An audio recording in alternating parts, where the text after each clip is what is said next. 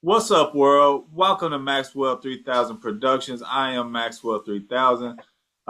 Here with me again today is my pops. We're going to do a little family talk. Pops, how you been doing? What's been going on this week? Uh, let's see, this week. I was in court one day and uh preparing I'm getting preparing for the sermon I'm gonna give over your place next week. Uh and just regular stuff, Yeah. nothing exciting. Okay, okay. You reading anything interesting these days? What are y'all doing in Sunday school?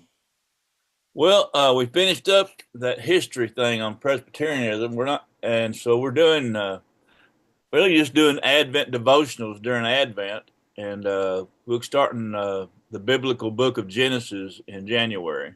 Okay, that's cool. Yeah, it's kind of interesting, and you know this.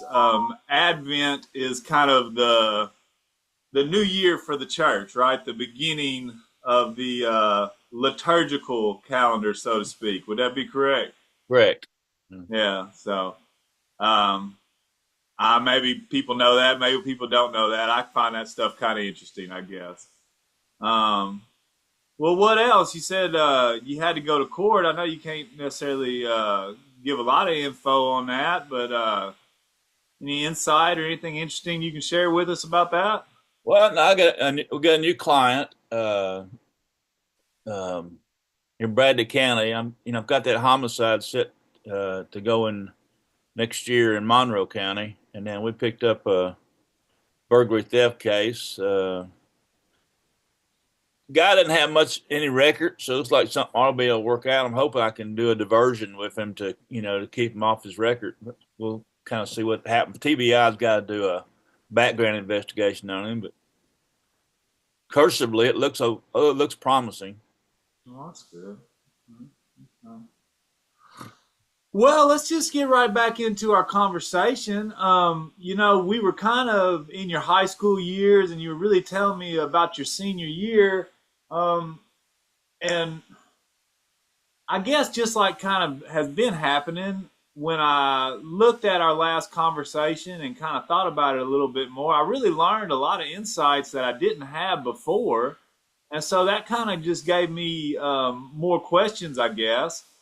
And so I want to kind of look at a couple of these things. You said so. You had a collarbone injury your senior year in football, correct? Correct. And he said that kind of put you out for most of the season in football, and then also in basketball as well. You came back in Yeah. the spring semester. Um, so with that idea, that depression, was that kind of like maybe an acute thing that was brought on by that maybe traumatic event, or have you had those kind of feelings and or moods in the past that you had thought of, or anything like that? Well, no, and because depression is somewhat overused word, and that was my word, and it was a kind of depression. Um, but I think what came out of that for me was kind of steering me toward more of the doing involved with the church youth group and doing that stuff, which over the long run, over looking back over life, was probably was a very good thing for me because you know one thing I think team sports do for you is teach you how to deal with life. You're not always going to win. You're not always going to be the best, but it is a team or community effort. So if you win together, you lose together, and uh, looking back on that was a big thing because the church was always there. The, you know, good and the bad, they was always there. Yeah, that is certainly something that's kind of been highlighted over our talks and really just prevalent within both of our lives and our family life is that foundation of the church. Um, I really find it interesting. Today we had our Christmas cantata at First Presbyterian Lebanon, Tennessee, and our music director, I think is the official title. I mean, you know a little bit about him. He's a great pianist, and he put together the cantata and actually wrote an original piece. And then we also had a flutist that is a professor at TSU and is a flutist with the Nashville Philharmonic, and also a cellist, another professor at TSU in Trevecca. You know, and just elite musicians for nothing. You know, just because we were there having church, and I kind of pointed that out to the boys, saying, "Hey, this is pretty a significant cultural event. You know, this is some high art that you're experiencing at the church house. You know what I mean? And that's kind of that same thing as far as that cultural and community cornerstone that the church has been for us, anyways. You know." So, Well, I was talking about the music, and Sharon Randolph played some, some wind instrument along with the organ today, and really enjoyed it. And I got to thinking, that over the centuries, the church has been a place that art has been displayed. I probably mentioned this to you back in the '80s when I was in Germany. I had the most profound religious experience going into a Roman Catholic cathedral in the middle of the week and just sitting there and looking at the art pieces around and seeing, and it just spoke to me. Nobody said a word, but it was the art that made that experience possible. yeah, yeah. And that's beautiful, and I think that's really important. And I think that's something um, I don't know. It's still there. There's still remnants of that maybe today, but I feel like I see less of it, and that's just really um, a great benefit of the church is to be able to bring that and to cross those socioeconomic barriers, right, to the access of those things. Like you don't have to have any money or anything to have access to the worship service or to the church. You know, the stained glass windows often do that for me, Yeah. um, and particularly the ones down in Cleveland are beautiful. Um, but these at First Presbyterian Lebanon here, that's got the Transfiguration, I and agree. I agree. I yes, love. Yeah. when the sun hits that, it is divine, right? For sure. Cool, yeah. So, but I also wanted to talk about. Now, I'm just going to tell you, pops. I fail to believe that life was just all at the church house, and you didn't have any kind of social life uh, outside of the church or school. I mean, were there not any school dances, or you didn't do any courting at all? Yeah. You said you got into a couple of fights. What was that all about? Um, well, the one I remember early on was like ninth grade, 10th grade, something like that. Um, it was over a female, it was. I never did really understand it. There was coming from Laverne to Smyrna was a big deal, and there was a lot of pretty girls, and so I was talking to every one of them. And apparently, I was talking to one that had a boyfriend, and he didn't much care for me talking, and he just blindsided me uh, in the hallway. Oh, so And that happened at the school. yeah, yeah, and that was that. Uh, and then I'll never forget. As a good friend of mine, it was the spring of our senior year. Uh, I mean, we played ball together. I knew him ever since ninth grade, and he just wanted to see if he could whip me. and he couldn't. And so that was, you know, he threw the first punch, and I really have to control this. And I guess the older you get, the better. But it takes when I get mad, I go to win, whatever it takes, and that's not. I mean, if you're fighting, you got to do it, but that's not a way to handle life generally. But Hmm. yeah, I'm not proud of either one of those. Well, tell me about you talking about all these girls. I know that you appreciate beautiful things in all sorts, from art to nature, and all these pretty girls that you found in the great uh, metropolis of Smyrna. Um, uh, what was that? Did you have a dating life in high school? What was that like? Not really.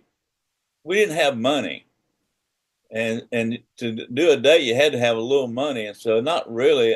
If there was a homecoming dance, uh, would go to that, but I don't even think I had a date. I think it just kind of showed up, and, No, because everybody, time we got undressed and cleaned up from the game, everybody else was already going, no. and so, but we would go and had a good time. Uh, and I did have a date for the proms in the spring, but that was an effort. That Yeah. was it was and I just never felt that I could ask for extra money. I knew we didn't have it, and I didn't want to ask, Right. and so I didn't do a whole.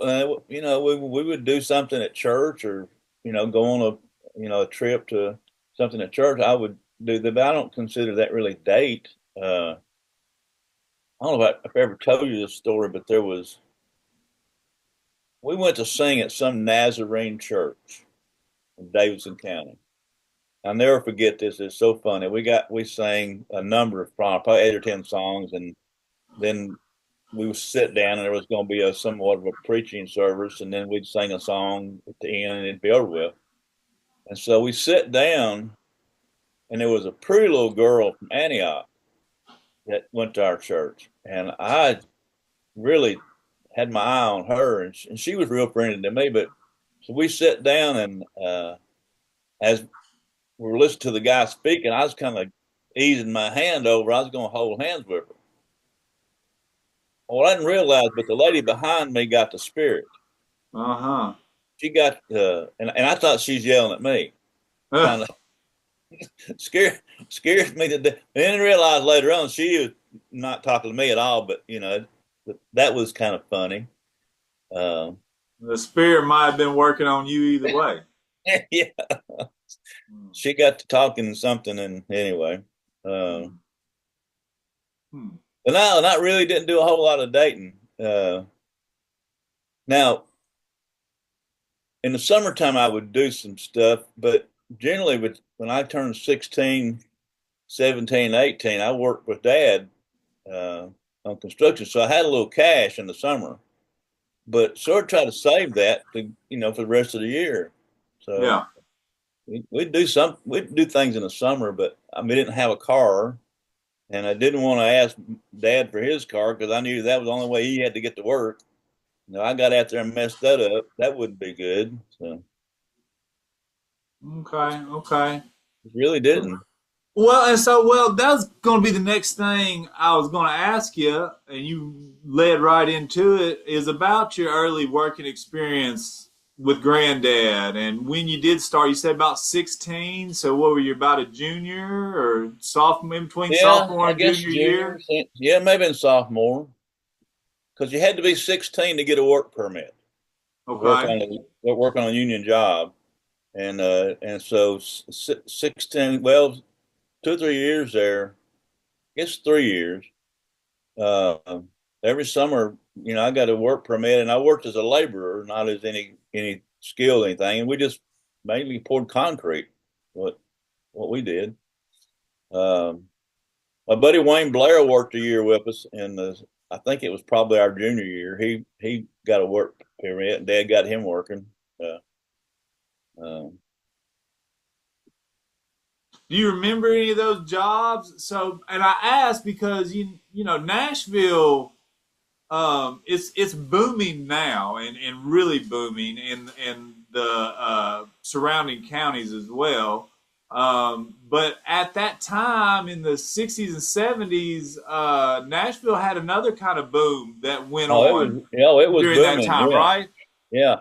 This would have been 69, 70, 71, 72. Yeah. The construction was going really good. One of the jobs, Rivergate Mall, I guess it's like north of Nashville. Uh, we had or Dad worked on and built the J.C. Penney's. And so we poured the concrete to build all that. I mean, they would, the carpenters would build the frame and the iron worker do the iron worker. But when it come down to the concrete, it was the laborers that did most Yeah. of that. That'd been me. And uh, pushing, they had a thing called a Georgia buggy. Are you familiar with that? It's bigger than a wheelbarrow. It had like two big wheels on the side, and you pushed it, and it would hold a lot more than a wheelbarrow. And so with that, they'd fill those up with concrete, and you'd push it and dump it, and then go get more. Mm. And then sometimes, depending on where it was, they would pump the concrete in from trucks and handling those big rubber round things that would, that you would move around to pour the concrete with. Uh, those kind of things. That was one year. So one year we worked. There was probably. Well, I never met your mother on this one, so it'd probably been after the first year of college. Um, Built the parking garage for the federal courthouse building downtown. Uh, I think I actually worked as a carpenter on that one. I think I was actually helping with doing the framing and that kind of stuff. Built the water treatment plant for Nashville out on the Cumberland River. That was a that was when we almost got killed on. Something about fell on you or something like Well, that. come close. We were doing putting the forms together for columns, and what you do, you build half the column up, and then the iron workers would go in and put their steel in, and you'd finish up the column, and then you'd pour concrete. And what you would do is once that concrete is set up and it was ready to go to the next level up, you would take those forms off and take them to the next level up. Well, you'd use a crane to do that, and uh, we were doing that, and the headache ball on the crane, the cable broke, and the headache ball come falling down on us, and fortunately, I kind of heard it and seen it, and moved pretty darn quick and didn't get hurt, but it was kind of funny looking back at it. Dad was the superintendent of the job, and he was at another part of the building, another part of the site, and said that he got on the radio, had a radio he had to carry, and he said he got a message on the radio that they had an accident and two guys might have been killed, and he said, well, I knew you was one of them, so I rushed over there, and of course I wouldn't, but I'm sure Dad was really scared about that. Yeah, wasn't there somebody else involved in that story? Yeah, Granddad's first.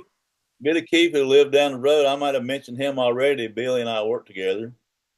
Yeah. He became my friend. Well, when I got hurt in playing football, I was in the same hospital room with him. He was a Friday night race car runner, and he was in the hospital the same time I was. And so he was older than you and worked Yeah, construction with Granddad. Now, was he Granddad's age or was he younger in he between was y'all? probably a little younger than Granddad. Yeah, he may have been 5 or 10 years younger than Dad. Okay. And I'm trying to think of other. Got to work on a bowling alley one year. That was tough. putting the bowling lanes in. Worked at the TVA plant up in Hartsville a couple of different times. The one that just destroyed, I guess, back in the Yep, summer. the cooling towers, and it's also where Core Civic has uh, their prison over there, Crowdell Turner. Yeah. Um, Uh, and yeah, so you helped own those cooling towers that were just brought down. yeah, that would have been That the. was later on though, wasn't it? That would have been what, 73, Yeah, 74? I worked at Hartsville a couple different times. Like, that was a long project, and Yeah. so the first time I worked out there, we was just doing a lot of that's underground now, uh, Yes. doing all that stuff. But then the last time I went out there, your mom and I had been married, and I came because that was a long project. That's the last time I was out there was when we were building the cooling towers. Okay. Well, backing up a little bit, I guess, when you were getting ready to graduate high school, you had already kind of worked a little bit. You kind of knew you had a job coming out of high school, right? You knew Yeah. that. Did you have any idea of what you wanted to do or what your plans were? I mean, we talked about that kind of anecdotal story of you telling granddad when you were a young kid that you wanted to be a lawyer, kind of like Perry Mason, and he kind of figured you would. Um, that's easy to look back on when you're telling grandkids those stories. But what did you think about life? I mean, nobody's ever got it figured out, but did you have an idea of what you wanted to do or what the process was going to look like? Not a clue. Not a clue. I really don't remember telling Granddad I wanted to be a lawyer. I mean, I did like Perry Mason. He was, Yeah, and I probably did say that. I just don't recall that. yeah. But Well, I think we can ask around. I mean, you check with Rachel and Jessica. I believe they'd probably back me up on that story there. I well, mean, I don't doubt it. I don't I doubt. remember Yeah. him telling me that. Uh, So I just don't recall that. But there's a whole lot I don't recall. But it wasn't something that y'all had talked about that you was looking to go to college to be pre-law or nothing No, like that. no, no. Now, as a matter of fact, after we graduated high school, uh, I was working with Dad in the summertime, and I was never on that list of in high school of people that I didn't even know we had a guidance counselor. I wasn't one of those people that they anticipated going to college, and uh, so what I remember is Had anybody, I'm sorry to interrupt you, but had anybody gone to college in the family before? I know that our cousin Betty, she really Betty went. wasn't allowed to go to college in a traditional way, but she was able to learn to do a particular program to be a teacher and had some Yeah, higher at education that that way. time, uh, Middle Tennessee was Middle Tennessee State Teachers College, and that's where she went, and then it Okay. became Middle Tennessee State College. Now it's Middle Tennessee State University. Okay. So yeah, but she went to the when it was Teachers College. Um, no, I don't. No, What no about one. Judy? Judy was ahead of you. Did she go? What did you remember if she went to college or No, she didn't. she didn't? And Donnie didn't. Is that right? Okay, so you kind of the first, at least in the immediate family for sure, to go to college or higher education. What was that like? Was there any what you were talking about the expectations? Tell me a little bit more about that. I'm sorry I interrupted, but I just kind of wanted to ask that. Well, what I was going to tell you is that what I remember, and I've told this story a number of times, but after graduating high school, I was back at work in the summertime working with Dad, and I don't remember where we were, but I was pouring concrete and doing that kind of thing. And what had happened the years before that is it'd come time for football practice to start, and you'd quit and go to school. You know, and I remember being ankle deep in concrete, and it's time for football to start, but I ain't in high school no more. And I got to looking around, and I think this is not how I want to go through life. I mean, this is a great job. I'm glad I had it, but this is not when I get to be 50, 60 years old. I don't want to be doing this. And so I don't know who I talked to, but I ended up going to Murfreesboro. It was we weren't a university. I think it was MTS, Middle Tennessee State College. I don't think we were university status at that point, but I went to what is now MTSU, and just signed up. I don't remember ever having to have any special test, or I probably took not the LSAT. I probably took the SAT or something like that. I don't really remember, but they let me sign up for college. I thought, well, I don't know what I'm going to do, but it's got to be better than pouring concrete all my life. And so I went to, and I had, it didn't cost that much. I mean, it was really cheap. I was living at home, and the classes were not expensive at all. So I had the money because I was working, making really good money in construction. So I could You pay really for had it. a good job, um, really in high school and coming out of high school. I remember we've talked about some of what you were getting paid, and that's more. It was more than what some jobs that I've made more recent, like in the last 10, 15 Yeah, years. You know what I yeah. mean? Oh, Um, yeah. Yeah. so you And didn't I have had a bought a bad. car. I had bought a car in the meantime, and I never even considered having insurance. It just wasn't a thing we had to have back in those days. But I had a car, and I could change the oil and whatever you need to do to take care of an old car back in those days.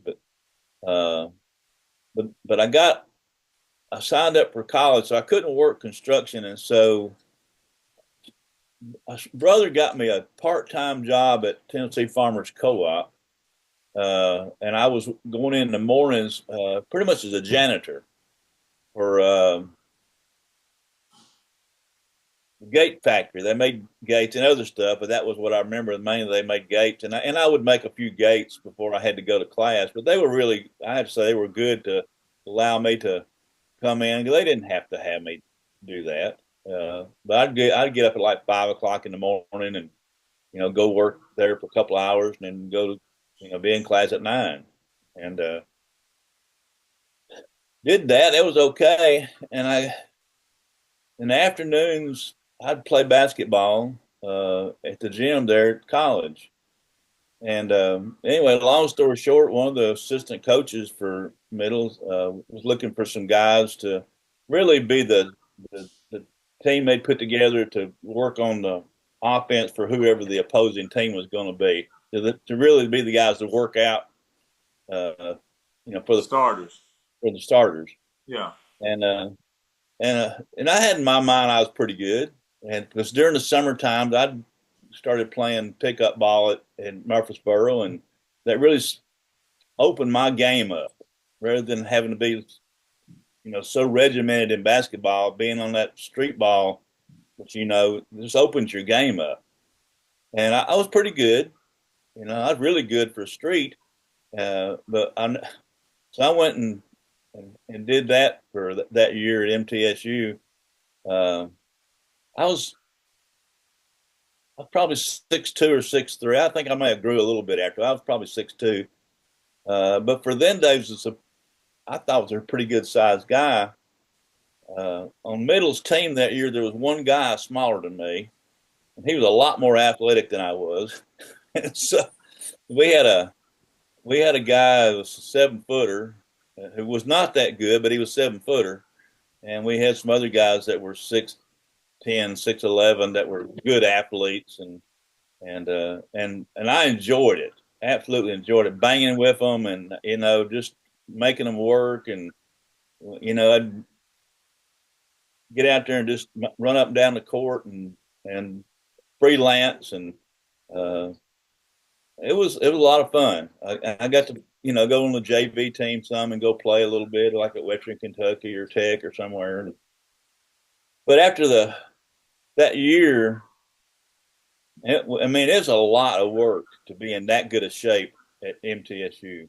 Uh, we opened up Murphy Center with when it was being built, and we opened up with Vanderbilt, and they came down to Murfreesboro playing. Everybody dressed. I dressed out for that game, you know, and so it was a big deal. But then I got to really think about it. I am really doing a lot of work. I'm not getting a dime out of it. I'm not getting any kind of scholarship. And you know, there was always that thing they would tell you, well, you know, you work hard enough, you'll get part scholarship or something. And it just, I become realistic about it and realizing this is not how I'm going to get through school. And Yeah. and so met your mother and ended up going into the Air Force. I guess that'd have been December of '73. And So that would have been like what, your sophomore year, yeah, third the semester. middle of your sophomore year. Yeah, yeah. So that's a pretty big first year of school. And just talking about that game at Vanderbilt, and so you know, I'm not a big time athlete or anything like that, but I think You're a it's lot safe better than to I was. I think it's safe to say that pretty much all of us are generally athletic and can kind of can and are competitors, right? I think our family is kind of known for being athletic and being competitors. I think it's safe to say that. Um, but I've been on the playing field with some guys that are top level athletes, you know, guys that played in the NBA, guys that's played overseas. And it's like when I see those guys play, I know that they're a different talent level. And I'll just go ahead and say one fellow particular, since we're talking about basketball, Juwan Smith, right? Played for UT, played at McMinn County, went on to UT, ended up playing overseas for several years. He's coaching around Knoxville now.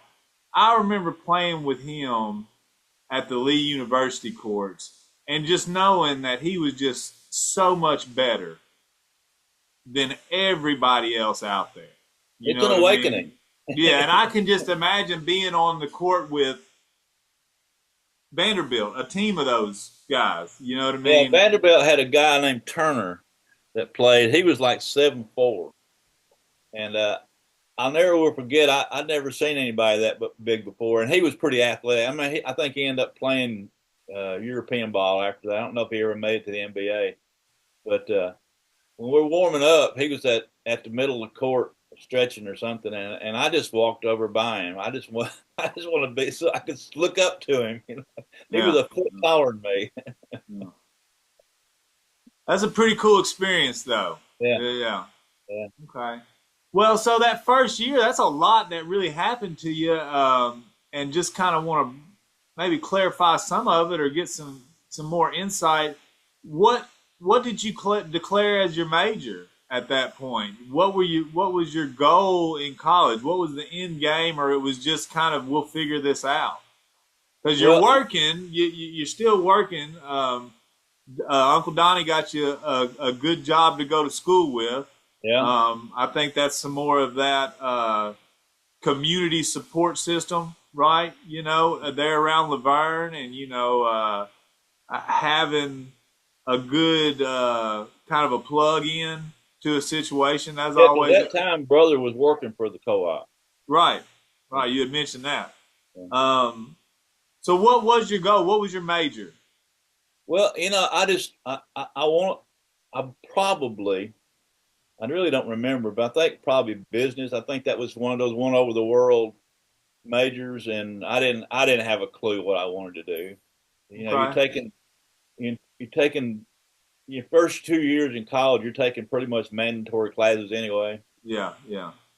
Okay. But I did take I remember taking sociology class and a government class that I really liked, and so I think that's probably had some influence on what I ended up going later on.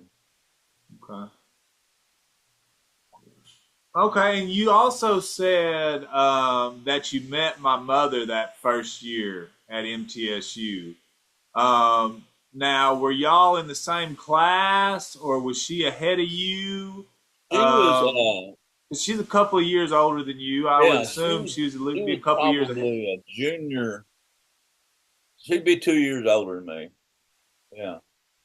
Uh, and just, met her. There was on campus, they had called a student union building where, they had a little cafeteria, the, the bookstore. And we actually had to have books back in those days and read them and that kind of stuff. And so, just where you would generally hang out between classes.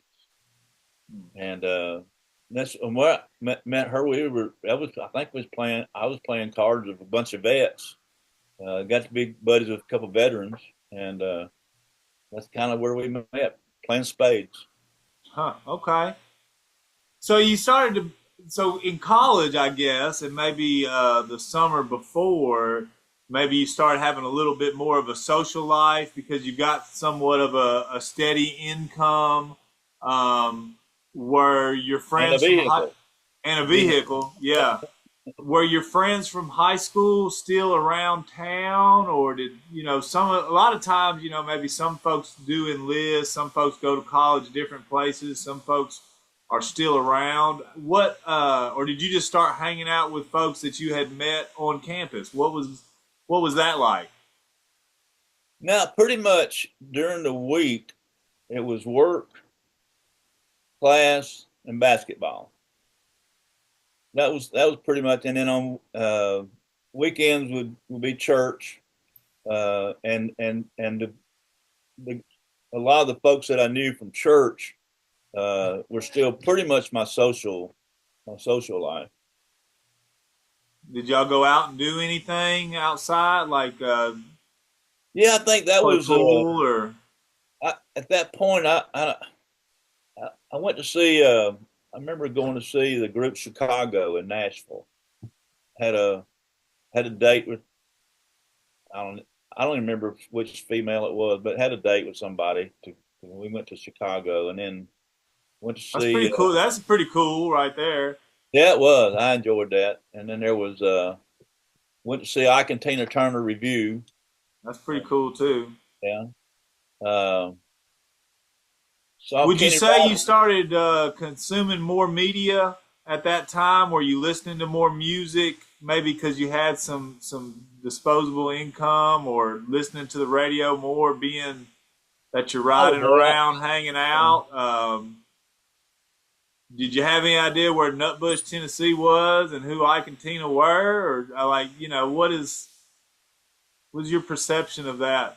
I mean, because you mentioned before, you really kind of like were into some progressive groups when you talk about Blood, Sweat, and Tears, Three Dog Night, Guess Who, Chicago. I mean, those are not what I would think would be stereotypical of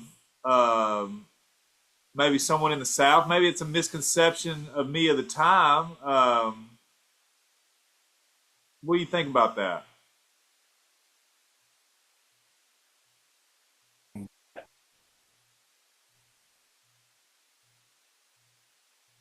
Uh, heard a I think we might have some technical difficulties. Are you back? I'm sorry, you had froze up for a minute. I don't know how much we didn't get. Um, I was asking you about your kind of media consumption. Were you listening to more music, maybe going to see movies more and into popular culture more at that time, or? Yeah, probably because like I said, I had a little more money in my pocket, and you're 18, 19 years old, 17. You're interested in females and that social thing. Yeah, and of course I'd have probably been mentioned it earlier, but I didn't have any money. But now I had a little cash in my pocket. uh, Did you go into Nashville and experience any of that? Were you into country music at all, or was that just kind of what your folks listened to, and rock and roll, and even this maybe even more progressive rock and roll is what you were into.